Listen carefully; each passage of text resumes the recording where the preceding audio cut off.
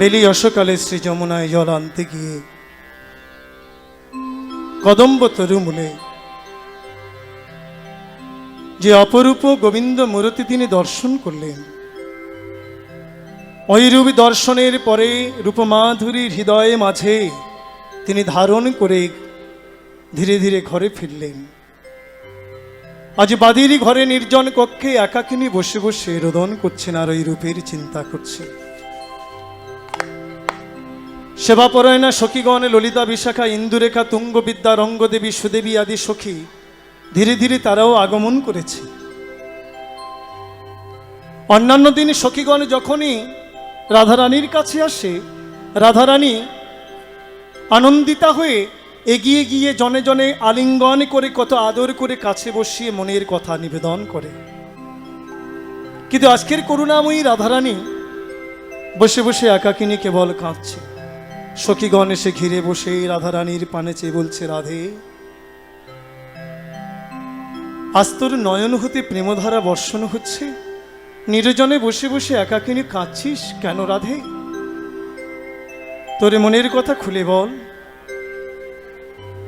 বুঝেছি এই বাদির ঘরে বসে বসে তুই বধূর চিন্তা করছিস, বধূর রূপের চিন্তা করছিস, তাই তোর নয়ন হতে প্রেমধারা বর্ষণ হচ্ছে।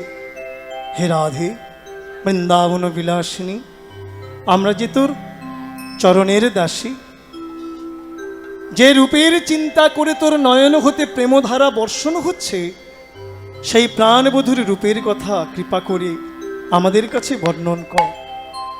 তোর বদন হতে ওই বধূর রূপের কথা শ্রবণ করে আমাদের তপ্ত হৃদয় শীতল করে।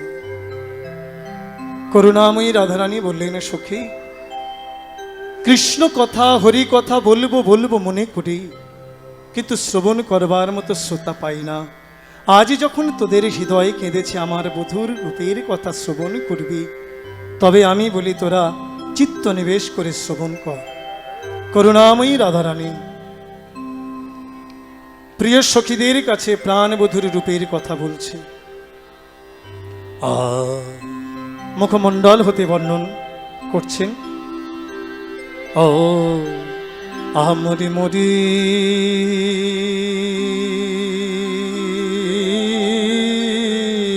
ও ও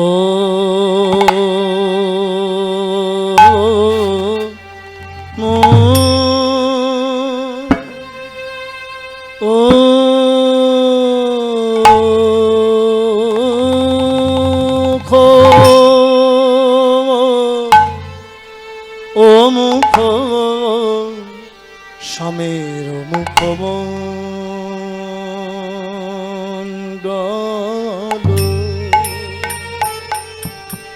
ও আরে ও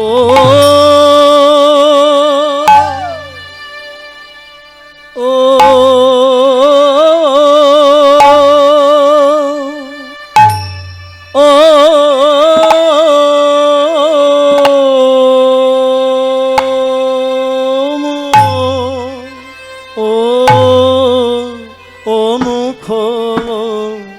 স্বামীর মুখমণ্ডল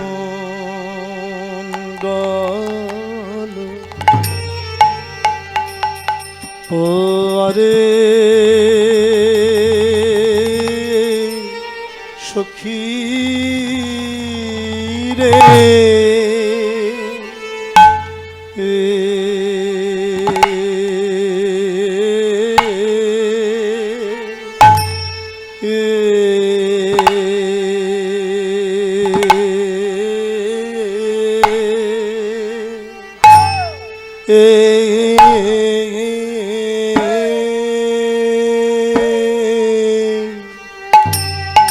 আরে ও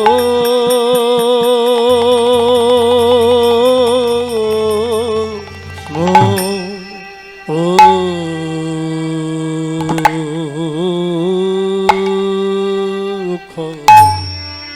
ও মুখ হেই গো সখী ও মুখ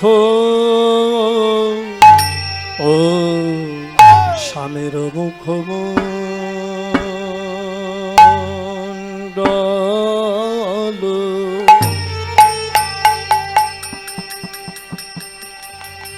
সে যে আর কারণ কেবল হলো আমার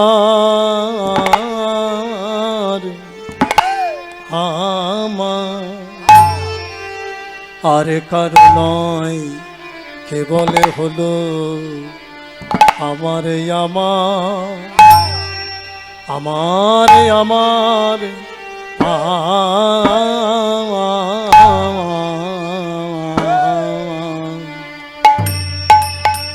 আমারে আমার বিনোদী আশা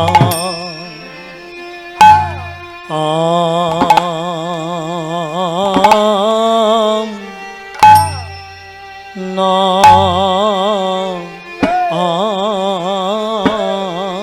গো বিনোদিয়া শাম নাগরের গো বিনোদিয়া শাম নাগরের গো ও ও ও ও আমারে আমার বিনোদিয়া শামে নাগরের গো ও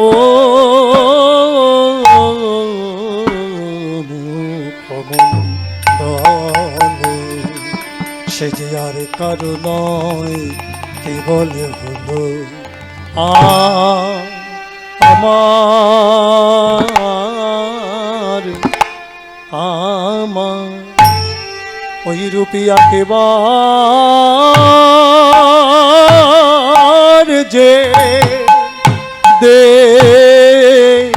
যে দেখেছে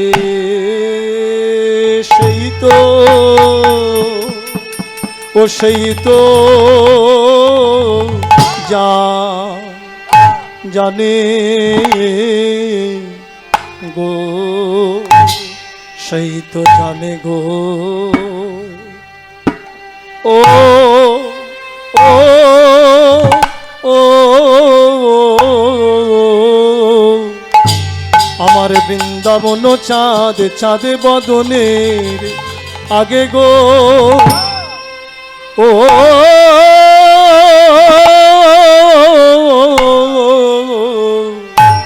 ওই রূপা কেবার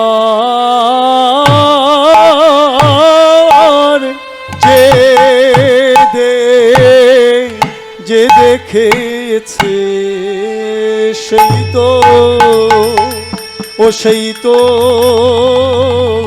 জানে গো সেই তো জানে গো ও ও ও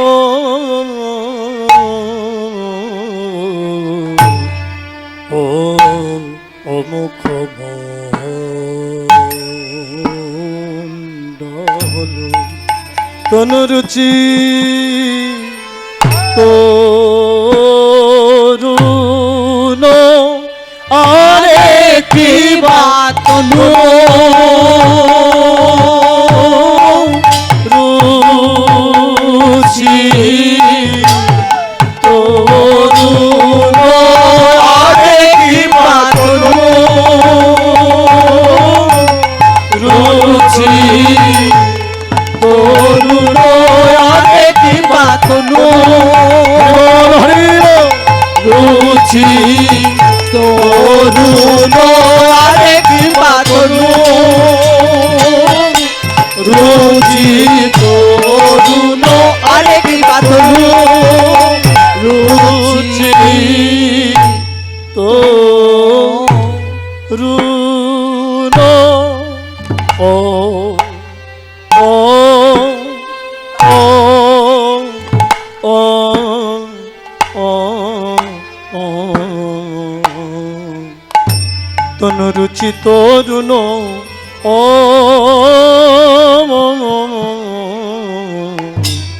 তরুণ তোমালে রে হেই মা কি বায়ে বাতার ধনু রুচি তোর মরমে সখীরে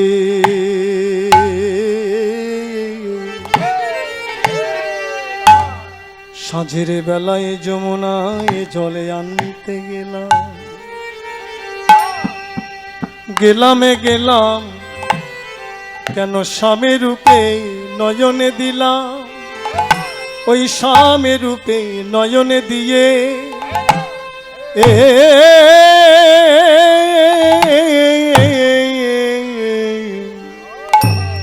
নয়ন আমার পিছলি গেল হেই মা কি বায় বাতার তনু রোচে তরু মরম সখীরে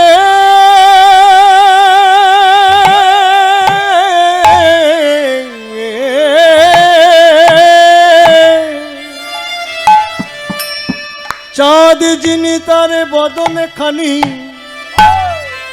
তমাল যিনি তার তনু রুচি আবার হঠাৎ দেখিলে এই মনে হয়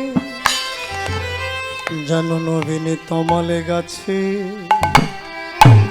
জানো নবীনে তমালে গাছে নবীনে তমালে গাছে চাঁদ ধরেছে এই মা কি বয়ে বাতার তনু রোচে তরু মরম সখীরে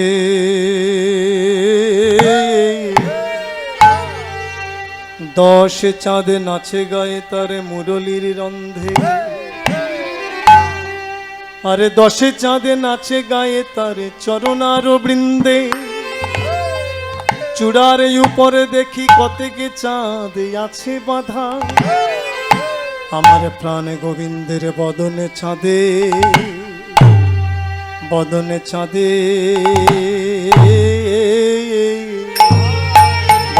চাঁদে আমার মনে রইল বাধা এই মা কি বায় বাতার তনু ওই চাঁদ 14 ভুবন আলো করে গো তমাল গাছে তমাল গাছে চাঁদ ধরেছে চাঁদ 14 ভুবন আলো করে গো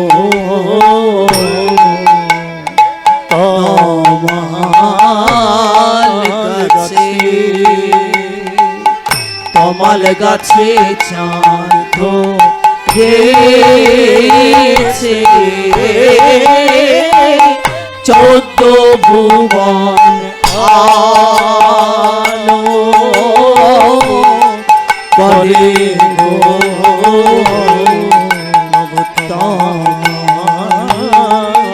গাছে তমাল গাছে চাঁদ ধরেছে 14 ভুবন আলো করে গো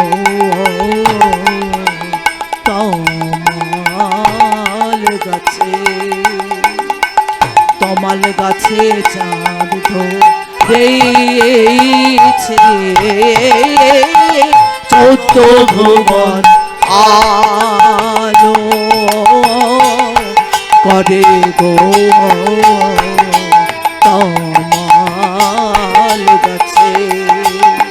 তমাল গাছে চাঁদ ধরেছে 14 ভুবন আলো করে গো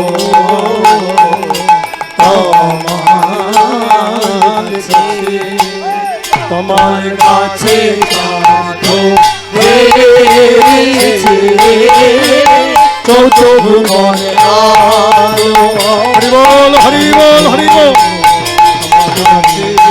তোমার কাছে চাঁদ ধরেছে তনুরুচি তরু সখীরে আমি দেখলাম আমার প্রাণ বধূ চূড়াচারু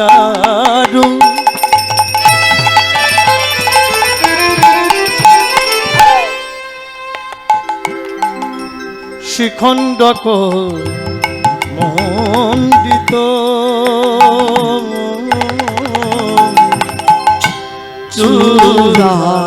চূড়াচারু শিখণ্ডক মণ্ডিত মধুকর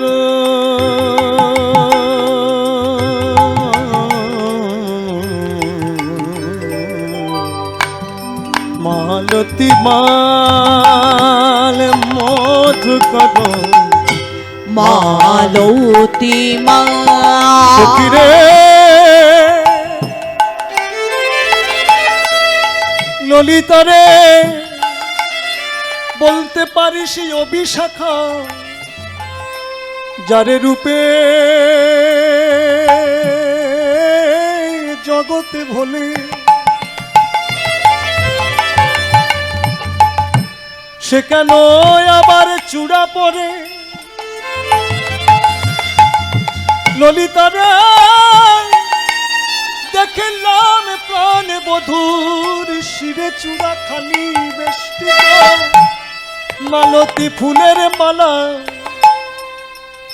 সেই মালতী ফুলের মালা চূড়াখানি বেষ্টন করে আছে দেখলাম কি জানিস শত শত ভ্রমর ওই মালতী ফুলের মধ্যে বসে গুনগুন করে গান করছে আর মধু পান করছে আবার কোন কোন ভ্রমর বসার চেষ্টা করছে আবার কোন কোন ভ্রমর দেখলাম একেবারে বসে তারা উড়ে চলে গেল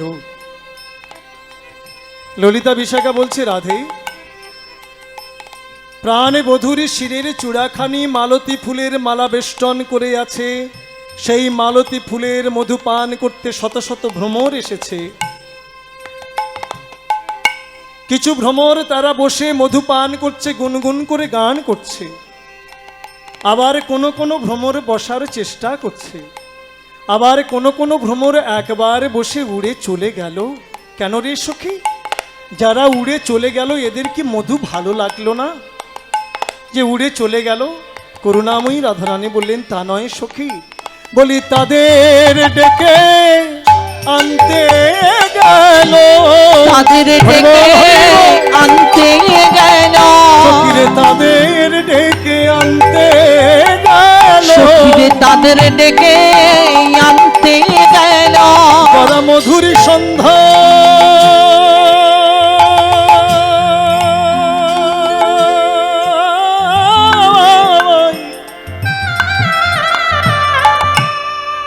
মধুর সন্ধান পায় নাই রে তাই তাদের ডেকে আনতে গেল যারা মধুর সন্ধান পায় নাই রে তাদের ডেকে আনতে গেল যারা মধুর সন্ধান পায় নাই রে তাই তাদের ডেকে আনতে গেল যারা মধুর সন্ধান পায় নাই তাদের রে জনম ধন্য করিবে বলে তাদের ডেকে আনতে তাদের গেল জনম ধন্য করিবে তাই বলে তাদের ডেকে আনতে গেল জনম ধন্য করিবে বলে তাদের ডেকে আনতে গেল করবে বলে তাদের ডেকে আনতে গেল তাদের ডেকে সখী রে, যারা মধুর সন্ধান পায় নাই, যারা এখনো দূরে বসে আছে, এইসব ভ্রমরগণ তাদের ডেকে আনতে গেল কেন? এইসব ভ্রমরদের হৃদয়ে মহান্তের স্বভাব জাগ্রত হয়েছে। মহান্ত কাদের বলা হয়? এই জগতের বিষয় থেকে যারা মনটাকে গুটিয়ে নিয়েছে। বিষয় বলতে টাকা পয়সা গাড়ি বাড়ি নয়, রূপ রস গন্ধ শব্দ স্পর্শ, এইসব বিষয় থেকে যারা মনটাকে দূরে সরিয়ে নিয়েছে। হ্যাঁ, মন দূরে সরিয়ে নিয়ে গোবিন্দ চরণে নিবেদন করেছে। অনর্থ সরোবর হতে তারা মনটাকে তুলে গোবিন্দ চরণ প্রান্তে নিবেদন করেছে। এরাই হয়েছে মহান্ত। এই জগতের প্রতি মোহটা যাদের অন্ত হয়ে গেছে, শেষ হয়ে গেছে, তারাই মহান্ত। মহান্তের স্বভাব হয় তারিতে পামর, নিজ কার্য নাই তবু জান পরঘর। মহান্তের স্বভাবটা কেমন জানেন? দেখবেন সাধুগুরু বৈষ্ণব আমাদের দরজায় আসে, তবে সবাই নয় মা। অনেকে কিভাবে যে এই পথটাই বুঝি সহজ, এই পথেই আমি যদি অগ্রসর হই সহজেই দুমুঠো খেতে পারবো, তা নয়। ভিক্ষা কারা করবে? ভিক্ষার কিছু নিয়ম আছে। দেখবেন আমরা নবদ্বীপে থেকেছি, নবদ্বীপে দেখেছি অনেক বাবাজি ঠিক দ্বাদশীর দিনে প্রভাতকালে ঝম্প নিয়ে বের হয়, হরে কৃষ্ণ কৃষ্ণ কৃষ্ণ হরে হরে, হরে রাম রাম রাম হরে হরে, ভজন নিতাই গৌর আদেশ্যাম জপ হরে কৃষ্ণ হরে রাম বলতে বলতে একেবারে ঊর্ধ্বশ্বাসে ছুটে চলেছে। সন্মুখে যে দিল দিল ভালো, পিছনে যদি কেউ ডাকে আর যাবে না। এই যে ভিক্ষা, এই ভিক্ষাটি কেমন? মাধুকরী ভিক্ষা আমরা অনেকেই বলি। হ্যাঁ, যারা মাধুকরী করে তাদের স্বভাবটা কেমন হবে? কেউ দেবে কি না দেবে এই না জেনে যে ভিক্ষা, সেটাই হচ্ছে মাধুকরী ভিক্ষা। যদি কিছু না দেয় তাকে আঘাত দেবে না, কষ্ট দেবে না। যেমন ভ্রমর ফুলে বসে মধু পান করে ফুলকে আঘাত দেয় না, তেমনি যারা ভিক্ষা পথাশ্রয়ী তারা ভিক্ষা করবে, কিন্তু কাউকে আঘাত দিয়ে ভিক্ষা করবে না। জানি তাই তা যারা সাধুগুরু মহাত্মাগণ আমাদের দরজায় আসে, আমরা মনে ভাবি যে চাল ডালের জন্য এসেছে, তা নয়। মহান্তের স্বভাবটা কেমন? নিজ কার্যের জন্য নয়। আমরা সংসারের তাপিত জীব, এই তিতাব দগ্ধ জীবকে একটু শান্তি দেবার জন্য আমাদের দরজায় ছুটে আসে। একটা গল্প আছে না, পাশাপাশি দুটো পাহাড়, একটা লবণের পাহাড় অনেক দূরে, আর একটা চিনির পাহাড়। চিনির পাহাড়ে কারা বাস করছে? পিঁপড়ের দল। তারা চিনি খেয়ে জীবন ধারণ করে। একদিন হলো কি, এই পিঁপড়েগুলি চিনি খেতে খেতে মনের আনন্দে সেই চিনির পাহাড়ের একেবারে চরম শিখরে পৌঁছেছে। আর সেদিন ঘূর্ণা বাতাস উঠেছে, বাতাস এসে চিনির পাহাড়ে লেগেছে। পিঁপড়ের দলগুলি একেবারে উড়িয়ে ঘুরাতে ঘুরাতে নিয়ে চলেছে। বেশ কিছু সময় পরে ওই পিঁপড়ের দলগুলি ফেলে দিলেন, আছাড় খেয়ে পড়ল। একে অপরের পানে চেয়ে বলছে, ভাই, আরে ভাই, মনে ভেবেছিলাম এই যাত্রায় বাঁচবো না, কিন্তু বেঁচেই গেলাম। কিন্তু আমরা এখন কি খাবো? আমরা চিনির পাহাড়ে থেকে চিনি খেয়ে জীবন ধারণ করতাম, কিন্তু এখন আমরা কি খেয়ে জীবন ধারণ করব? হঠাৎ চেয়ে দেখলেন একটা পাহাড়, চিনি যেমন লবণও তেমন, ঠিক একই রকম দেখতে তো। হরিব, তা লবণের পাহাড়ে ফেলেছে। পিঁপড়ের দলগুলি মনে চিন্তা করলেন, এটা বুঝি চিনির পাহাড়। ওরে ভাই, ভালো স্থানেই ফেলেছে। এক চিনির পাহাড় হতে আমাদের উড়িয়ে নিয়ে আর এক চিনির পাহাড়ে ফেলেছে। খিদেও তো পেয়েছে, চল আমরা একটু চিনি খেয়ে নিই।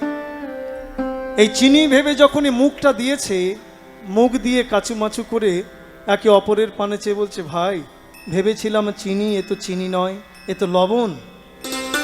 এই লবণ খেয়ে তো আমরা এইখানে বাঁচতে পারবো না, আমাদের মৃত্যু নিশ্চিত। তবে আমাদের যদি বাঁচতে হয়, এই স্থান ছেড়ে আমাদের পূর্বস্থানে যেতে হবে, আমাদের সেই চিনির পাহাড়ে পৌঁছাতে হবে, যত কষ্ট হোক। চলো আর বিলম্ব না করে আমরা যাত্রা করি। যখনই চিনির পাহাড়ের পিঁপড়ের দল যাত্রা করেছে চিনির পাহাড়ে যাওয়ার জন্য, এমন সময় লবণের পাহাড়ে কিছু কিছু বলিষ্ঠ পিঁপড়ে যারা লবণ খেয়ে জীবন ধারণ করে, তারা ওই চিনির পাহাড়ের পিঁপড়ের দলকে ঘিরে দাঁড়িয়ে বলেন, এই ভাই, এই তোমরা কারা? তোমরা কোথা থেকে এসেছো? হ্যাঁ? বলে, ভাই আমরা চিনির পাহাড় হতে এসেছি। চিনির পাহাড়? সে কেমন? বলে, দেখো চিনি অতি সুস্বাদু, অতি মিষ্টি। চিনির পাহাড়ের পিঁপড়ের দল লবণের পাহাড়ের পিঁপড়ের দলের কাছে এই চিনির ভুরি ভুরি বর্ণন করছে, গুণ গাইছে। চিনির পাহাড়ের পিঁপড়ের মুখে এই চিনির গুণগান শুনে লবণের পাহাড়ের পিঁপড়ের বড় লালসা জন্মালো। আহ, এরা তো চিনির ভুরি ভুরি বর্ণন করছেন, গুণগান গাইছে। এই ভাই, তোমাদের মুখে এই চিনির কথা শুনে না আমাদের একটু লালসা জাগছে। যদি তোমরা আমাদের সঙ্গে করে নিয়ে যেতে, তোমাদের সঙ্গে গিয়ে ওই চিনির পাহাড়ে একটু চিনি খেয়ে দেখতে পারতাম চিনি কত সুস্বাদু, কত মিষ্টি খাওয়া। আমাদের নিয়ে যাবে? বলে, কোনো আপত্তি নেই, চলো আমাদের সঙ্গে। লবণের পাহাড়ের পিঁপড়ের দল চিন্তা করলেন, এদের কথার উপরে নির্ভরশীল হয়ে আমাদের খাদ্য ভুলে এদের সঙ্গে চলেছি ওদের খাদ্য খেতে। সেখানে গিয়ে যদি আমাদের খাবার উপযুক্ত না হয় তাহলে তো আবার আমাদের ফিরতে হবে, আর যদি না ফিরি তাহলে প্রাণে মরতে হবে।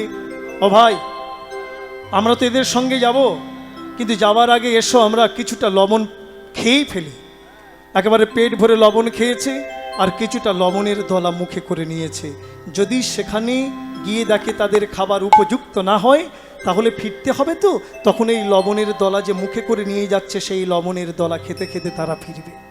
এইভাবে চলেছে বহু সময়। পথ চলতে চলতে চলতে চলতে লবণের পাহাড়ের পিঁপড়ের দল চিনির পাহাড়ের পিঁপড়ের দলের সঙ্গে আগমন করলেন চিনির পাহাড়ে।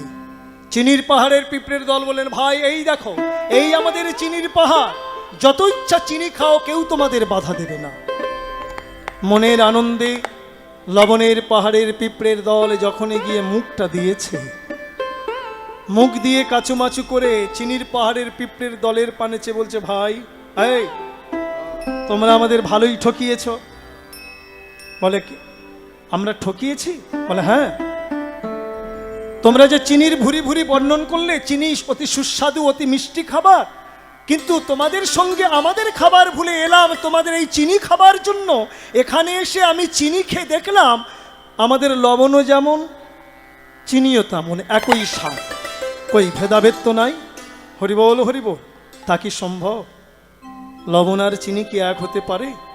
চিনির পাহাড়ের পিঁপড়ের দল চিন্তা করলেন, বারে এরা তো দেখছি চিনি খাচ্ছে, খেয়ে বলছে লবণের যা স্বাদ চিনিরও সেই একই স্বাদ, তফাৎ কিছু নয়, ব্যাপারটা কি? এমন সময় এক চতুর পিঁপড়ে এগিয়ে এসে বললেন, ভাই কাছে এসো তো, এই তোমরা একটু হাঁ করো তো, দেখি তোমাদের মুখের মধ্যে কি আছে। তারা তো হাঁ করবে না, বলে, না হাঁ করতেই হবে, হাঁ করো দেখি। যখনই হাঁ করেছে দেখছে মুখের মধ্যে দলা দলা কি। এই তোমাদের এই মুখের মধ্যে দলা দলা কি ধারণ করে রেখেছো?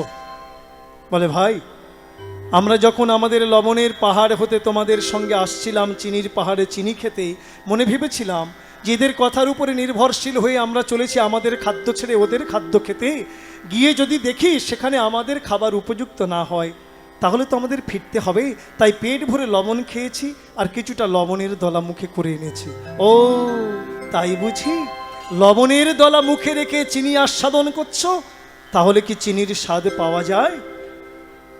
চিনির স্বাদ পেতে গেলে লবণের দলাটাকে মুখ থেকে ফেলে দাও, মুখটাকে ধুয়ে দেখো চিনিতে মুখ দিয়ে চিনি কত সুস্বাদু, কত মিষ্টি খাবার। তাই করলেন, লবণের দলা মুখে ফেলে মুখটা ধুয়ে যখনই চিনিতে মুখ দিয়েছে বলছে, আহ কি সুস্বাদু, কি মিষ্টি খাবার। ভাই তোমরা যদি আদেশ করো সারাটা জীবন তোমাদের সঙ্গে থেকে এই চিনির পাহাড়ে বাস করি। তাই করলে জয়নিতাই। জগতের সংসারটি কেমন জানেন? জগতের সংসারটি হচ্ছে লবণের পাহাড়। আমরা সংসারী জীব, এই সংসারের বিষয়রূপ বা ভোগ বাসনা যে লবণ, সেই লবণ আমরা আস্বাদন করে চলেছি। চিনির সন্ধান পাইনি। এই চিনির পাহাড়ে আমরা বাস করছি, শ্রী বিষ্ণু, লবণের পাহাড়ে আমরা বাস করছি। চিনির পাহাড়টা কোথায়? চিনির পাহাড়টা হলো মাধুর্যধাম শ্রী বৃন্দাবন, যেখানে সাধু মহাত্মাগণ দেবানিশী রাধা গোবিন্দের উন্নত উজ্জ্বল রস আস্বাদন করছে। সেই সব মহাত্মাগণ কখনো কখনো আমাদের দরজায় ছুটে আসে, আমাদের মতো সংসারী জীবগণকে এই সংসারের যে বিষয় ভোগের যে লালসারূপ লবণ, সেই লবণ হতে তুলে ওই ব্রজের উন্নত উজ্জ্বল রস যে চিনি আস্বাদন করাবেন বলে তারা তুলে নিয়ে যায়। আমরা ছুটে যাই বটে, কিন্তু গিয়ে কি দেখি আমাদের সংসারে যে আনন্দ, বৃন্দাবনে সেই একই আনন্দ, তফাৎ কিছু নয়। কিন্তু মহাজন বলছে, দেখো, সংসারের বিষয়ে ভোগের লালসারূপ লবণের দলা মুখে নিয়ে যদি তুমি রাধা গোবিন্দের উন্নত উজ্জ্বল রস চিনি আস্বাদন করতে চাও, তাহলে আস্বাদন হবে না। আস্বাদন করতে গেলে এই বিষয় ভোগের লালসারূপ লবণটাকে দূরে ফেলে দাও, তারপরে তুমি মাধুর্য ধাম শ্রী বৃন্দাবনে রাধা গোবিন্দের উন্নত উজ্জ্বল রস সেই চিনি তুমি আস্বাদন করো, দেখবে কত সুস্বাদু, কত মিষ্টি। তাই গৌর হরি বল। তাই মহান্তের স্বভাব হয় তারিতে পামর, নিজ কার্য নাই তবু জান পর ঘর। হরি বল। করুণাময়ী রাধারানী বলছে, সখী, এইসব ভ্রমরদের হৃদয়ে মহান্তের স্বভাব জাগ্রত হয়েছে, তাই তারা তাদের ডেকে আনতে গেল যারা মধুর সন্ধান পায় নাই। হরি হরি বল। ধনী ধনী বনি নব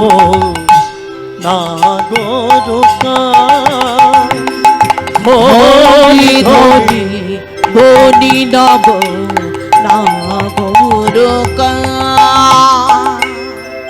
রঘৈত্রী ভঙ্গ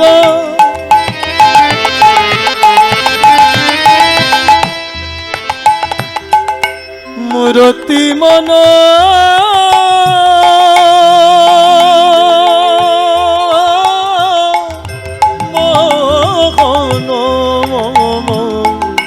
রহৈত্রী ভঙ্গ মূরতি মন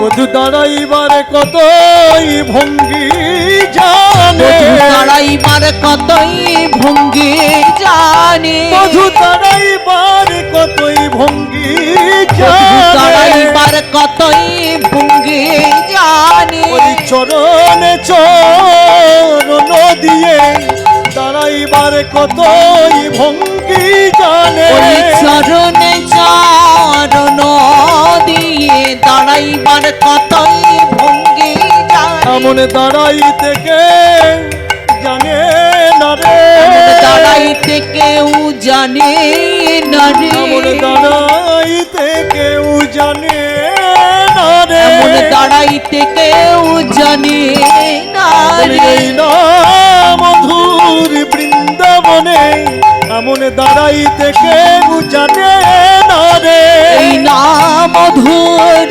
বৃন্দাবনে আমার প্রাণ বধুর মতো দাঁড়াইতে কেউ জানে না রে, বলি আমার প্রাণ বধুর মতো দাঁড়াইতে কেউ জানে না রে, দাঁড়াইতে কেউ জানে না রে, বধূ পাকা হয়ে দাঁড়াইছিল, বধূ পাকা হয়ে দাঁড়াইছিল, চরণে চরণ দিয়ে পাকা হয়ে দাঁড়াইছিল, ওই চরণে চরণ দিয়ে ললিতায় অভিষেক পাকা হয়ে দাঁড়াইছিল,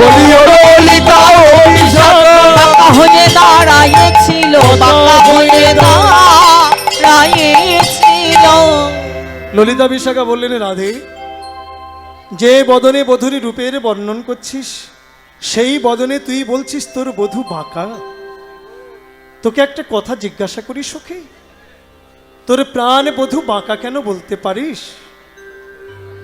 করুণাময়ী রাধারানী বললেন, সখী রে, আমার বধূ বাঁকা কেন জানিস? আমি বলি, শোন। আমার বধূ হলো প্রাকৃত জগতের মোমের বাতি সদৃশ। যেমন প্রাকৃত জগতের মোমের বাতি, সেই বাতির পাশে যদি কেউ তাপ দেয়, তাপ লাগার সঙ্গে সঙ্গে বাতি আপনা থেকে বেঁকে যায়, তেমনি প্রাকৃত জগতের মোমের বাতির মতো আমার প্রাণনাথ প্রাণ গোবিন্দ। ললিতা বিশাখা বললেন, রাধে, প্রাকৃত জগতের মোমের বাতির পাশে তাপ লাগলে বাতি আপনা থেকে বেঁকে যায় বটে, কিন্তু তোর প্রাণবধূ তো প্রাকৃত বস্তু নয়, সে তো অপ্রাকৃত বস্তু।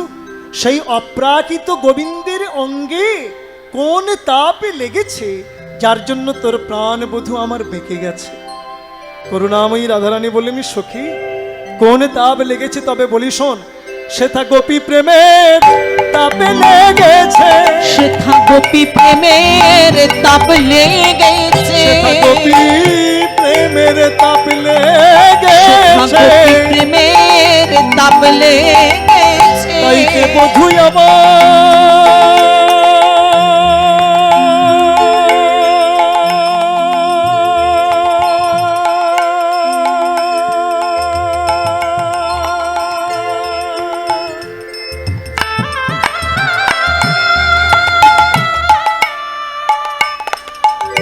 বধূ আমার বেঁকে গেছে, সেথা গোপী প্রেমের তাপে লেগেছে, তাইতে বধূই আমার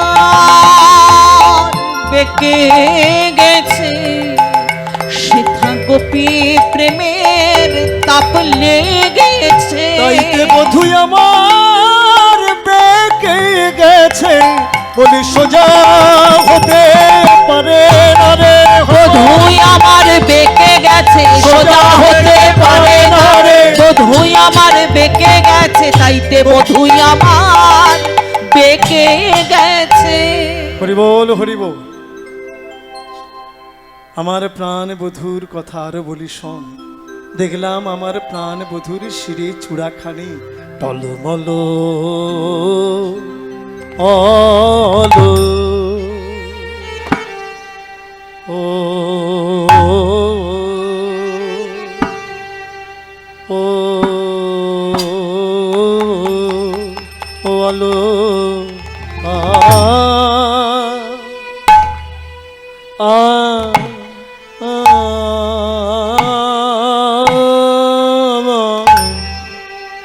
টলমল অলকতে লোক ঝল,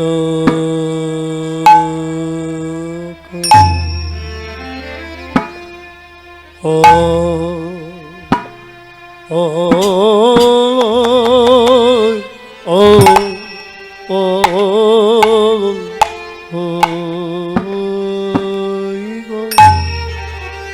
ও ভাঙ কি ধনু, ও ও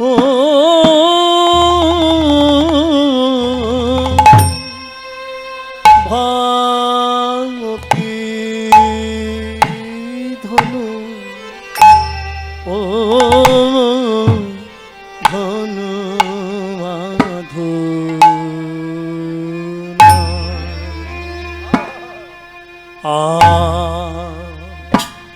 আন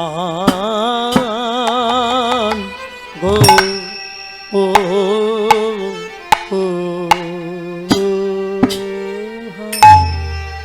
সখীরে নয়ন আমার তোলে গেল, ওই নয় ও নয়ন আমার তুলে গেল, আমার বধূ রূপে নয়ন দিয়ে নয়ন আমার তোলে গেল, আমার বধূ রূপে নয়ন দিয়ে নয়ন আমার